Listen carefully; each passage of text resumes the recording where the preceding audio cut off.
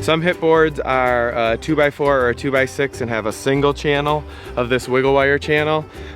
You can also do a double wiggle wire channel like you see here. If you do the double wiggle wire, you don't need any lumber behind it. There's a couple different ways that they attach depending on the manufacturer. So the way these ones attach are, we have a T-plate like this that screws into the end bow. You can see it here with some self-tapping screws, so it would sit on there and then screw right in. We set the height of these by being about as high as we can go without going onto the curve.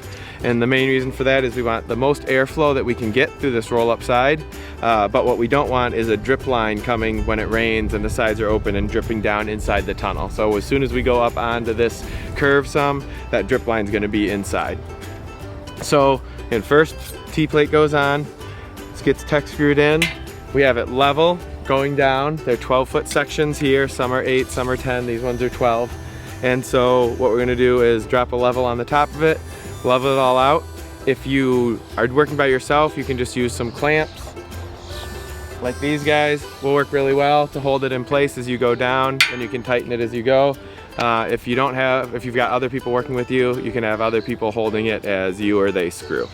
These small hex head bolts actually slide into this channel from the ends, from either end, and then it comes through that hole like that, and then the nut goes ahead and screws onto it. And what that's doing is pulling this hip board really tight against this. So that's how the ends look. And then these bolts slide through on each side of it and tighten down, and that holds that to the bow.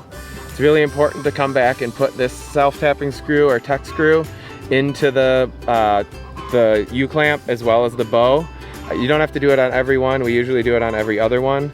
But what that does is that over time, if these get loose or anything, you don't get pressure from the bow or from the plastic pulling this whole piece up along this way, which we've seen happen where people don't come back and put those screws in. So it's really important, and again, it doesn't need to be on every one. Every other one is enough, but you just want to keep that in place as another piece of security to keep this hip board in place and the plastic locked in well.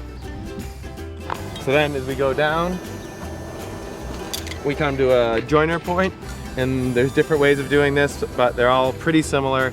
So we have something like a mending plate that is either this size or half this size.